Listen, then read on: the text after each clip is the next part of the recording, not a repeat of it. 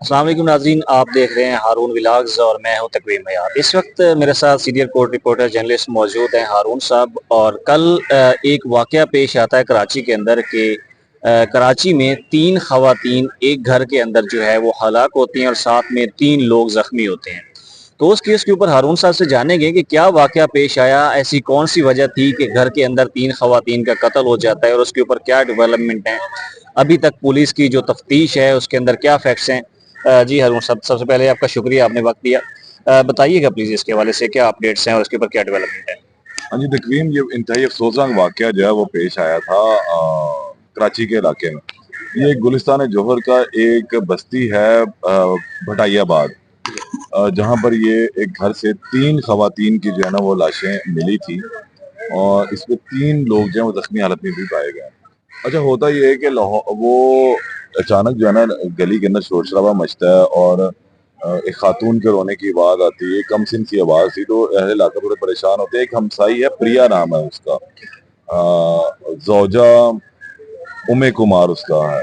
वो फौरी तौर पे भागती, कहती है हमसायों घर से एकदम आवाज किस चीज की आ रही है, रोने धोने की, चीखने चिल्लाने की। वो भागती है, देखती है तो अंदर एक लड़की नंदनी, जिसकी उम्र तकरीबन कुछ 15 साल बताई जाती है, वो और एक लड़का अजय वहां पर जख्मी हालत में पाया जाता है। और वो लड़की भी जो है अपना गला पकड़ के खड़ी होती है, तो वो पूछती है क्या हुआ एकदम। तो वो जो अजय नाम का बंदा है ना, वो उस पर भी हमला कर देता है अजय और जो कि खुद भी जख्मी है। जो खुद भी जख्मी है, वो उस प्रिया के ऊपर भी हमला करता है जो हमसाई थी, और उसको भी जख्मी कर देता है। अब ये इतनी जख्मी नहीं होती कि ये वहां पर गिर जाए या मरने के करीब पहुंचे, फौरी तौर पे भागती है गली में। गली में आके शोर मचा देती है कि भाई ये वाकया हुआ है, और अंदर तो लाशें पड़ी हैं, लोग मजीद जमा हो जाते हैं। खैर, घर को बंद कर दिया था, 155 की कॉल होती है, तो एसएसपी जो मलीर है वो मौके पर पहुंचते हैं, फॉरेंसिक टीमें मौके पर पहुंचती है, तो अंदर जाकर देखते हैं तो 3 लड़कियां जो हैं, जिसमें दानिया है, मीना है और आयशा, ये तीनों मुर्दा हालत में पाई जाती। इनके गले कटे हुए थे, इसके अलावा जिस्म के दीगर हिस्सों पर भी जो है वो तेज धार आले के निशानात है, यानी कि पेड़ में छुरियां मारी गई हुई थी। ये तीनों मुर्दा हालत में थी, जबकि 2 अफराद अंदर थे, एक नंदनी और एक अजय कुमार। तो वो जो कि जख्मी थे जो और जख्मी 3 थे हैं जिनको मुकम्मल तौर पे घायल और जो करके जो जो है वो मर कत्ल चुके कर हुए दिया थे गया। हालात थे। अब इनको पुलिस ने जो है ना फौरी तौर पर एम्बुलेंसेस मंगवाई और जो तीनों लाशें थी अस्पताल मुंतकिल की। फॉरेंसिक की टीम जो है वकुआ पर पहुंची, हालात और वाकयात का जो है वो पूछा गया। अब इसके अंदर जो एक बड़ी डेवलपमेंट हुई है, ये असल में वाकया कल था, तो पुलिस ने प्रिया और नंदनी को जो है वो अस्पताल मुंतकिल किया ताकि इनका मेडिकल हो सके और साथ में इनको तिब्बी इमदाद दी जा सके। अजय को भी मुंतकिल किया, लेकिन अजय को ऊपर जो है नजर रख रही थी कि अजय पर कुछ शक जा रहा था। एक जो प्रिया जो हमसाई थी वो जख्मी, उसने ये बताया था, इब्तिदाई बयान जो कल आया था सामने, उसका एक वीडियो बयान है कि इन तीनों को जो है ना जख्मी किया है अजय ने, और मुझे भी अजय ने ही मारा जब मैं अंदर जाके पूछा। उसके बाद पुलिस इंतजार में थी कि उस घर का जो मेन बंदा है, जो लड़की नंदनी है, उससे पूछा जाए, उसका बयान लिया जाए। तो अब उसमें कुछ होशबा इंकशाफात जो सामने है, वो इनके रिश्ता असल में समझ में नहीं आ रहा था कि आखिर मरने वाला कौन है। ये अजय जो है ना, इन तीनों का, मीना दानिया का जो है वो मामू है, सगा मामू, सगा और मामू। नंदनी का भी। इसने अपनी 2 भांजियों का कत्ल किया, और इनमें एक जो लड़की है आशी गालवन, वो इसके भाई की, यानी कि बीवी है, इनकी भाभी है, अजय के भाई, इसकी नंदनी के। नंदनी के भाई। हाँ, नंदनी के भाई की बीवी है वो। ये बेसिकली उसकी नंदे हैं। एक बड़ा कॉम्प्लिकेशन हो रहा है, तो आसान इसमें मैं आपको बताया था कि ये इसकी दोनों सगी भांजी हैं, और वो भी इसकी भांजी ही लगती है, भाभी थी इनकी। ठीक है। तो इन दोनों को इसने घरेलू तनाजे में मारा है। और बेसिकली एक ड्राइवर था अजय, गाड़ी चलाता था, लेकिन गुज़िश्ता काफी अरसे से जो है वो बेरोजगार था, काम वगैरह कोई नहीं था, घर में रहता था, लड़ाई झगड़ा रहता था।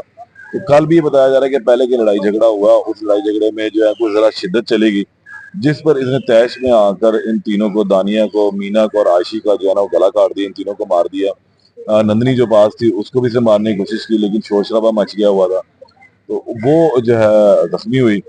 फिर उसी तैश में आके इसने खुद को भी मारने की कोशिश की, हमसाई बचाने के लिए आई थी प्रिया, उसको भी मारने की कोशिश की। तो फिर नंदनी के बयान के ऊपर अब इसको बाकायदा तौर पर हिरासत में ले लिया गया, और इसमें मजीद भी तफ्तीश की जा रही है कि नशे का आदी है या नहीं है। चीजें और भी देखी जा रही है कि घरेलू वजह लड़ाई की कहीं को गैरत वाला मामला तो नहीं, लेकिन फिलहाल जो अभी तक पुलिस को समझ में आई है वो यही है कि ये थोड़ा सा मामला जो है वो जा रहा है बेरोजगारी की तरफ, डिप्रेशन की तरफ। ये कुछ चीजें समझ में आई हैं। सर घरेलू तनाज़ा आपने जिस तरह से बताया उसके पीछे क्या आपने बताया कि गुर्बत हो सकती है, बेरोज़गारी हो सकती है। लेकिन इस वक़्त जो है वो ऐसे केसेज़ मुतअद्दिद बार रिपोर्ट हो रहे हैं कि कोई जो है वो खातून अपने बच्चों को लेके दरिया के में डूब जाती है, किसी ने अपने जो है वो रात को बच्चों को ज़हर दे दिया होता है।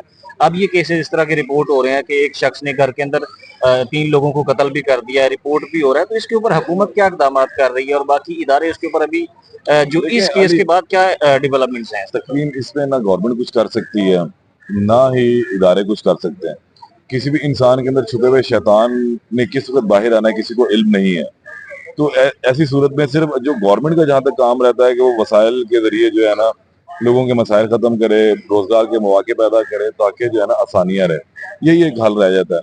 लेकिन ये घरेलू तनाज़ात जो ज़रा बढ़ते जा रहे हैं, कोशिश अब ये करनी चाहिए अगर ऐसे वाक़यात हैं या तो अपनी दिमागी हालत को चेक करवाया जाए। सरकारी अस्पताल है जहाँ मुफ़्त इलाज भी होता है, वो भी दिखाएँ। डरे नहीं, बात करनी चाहिए एक-दूसरे से और थोड़ा अदम बर्दाश्त जो है ना उसको ख़त्म करें, बर्दाश्त की क़ुव्वत अंदर लेकर आएँ। तभी इसकी रोकथाम हो सकती है। इनफरादी तौर पर ही हो सकती है, इज्तिमाई तौर पर आप कभी भी किसी को जाकर रोक नहीं सकते। मोटिवेट आप जितना मर्ज़ी करें लेकिन जब दिमाग पे चढ़ जाती है तो फिर इंसान ऐसे इंतहाई कदम उठा लेता है। इंतहाई अफ़सोसनाक वाक़या है। लेकिन अभी इसमें तफ्तीश होनी है। पोस्टमार्टम इनका हो चुका है, डेड बॉडीज़ इनके हवाले कर दी गई हैं। तदफ़ीन के बाद अभी अजय को हिरासत में लिया गया हुआ है और मज़ीद इसमें तफ़सीलात अभी आएँगी कि आखिर मामला था क्या ये। अजय ने 3 कत्ल कर दिए, लोगों को ज़ख्मी भी किया, उसने अटैक भी किया। क्या इस मामले के बाद अजय को जो कि मुबैना तौर पे अभी इस चीज़ का कातिल है, उसके ऊपर अभी इन्वेस्टिगेशन हो रही है, उसको इदारों की तरफ से, अदालतों की तरफ से कोई सज़ा दी जाएगी कि ऐसे ज़ाहिर मुकदमात बात को, है ऐसी 302 चीज़ों को का रोका जा मुकदमा सके? 302 का मुकदमा दर्ज हो गया। अब देखना आगे चल के इस पे क्या चलता है। पुलिस अपने शवाहिद देगी, प्रोसिक्यूशन होगी, सज़ा हो जाती है। ऐसे नॉर्मल मामलात में जज जिनके 3 बंदे गए हैं, बेशक सगे रिश्तेदार भी हैं, वो इतनी जल्दी जान नहीं छोड़ते। बहुत शुक्रिया हारून साहब टाइम देने का। नाज़रीन इकराम जिस तरह से आपने देखा कि कराची के अंदर एक अफ़सोसनाक वाक़या होता है, अभी उसके ऊपर पुलिस अपनी तफ्तीश जारी रखे हुए है। मज़ीद चीज़ें जब सामने आएँगी तो आपके साथ ज़रूर शेयर करेंगे। तब तक के लिए अपने इस चैनल का ख़्याल करें, चैनल को सब्सक्राइब करें। अल्लाह हाफ़िज़।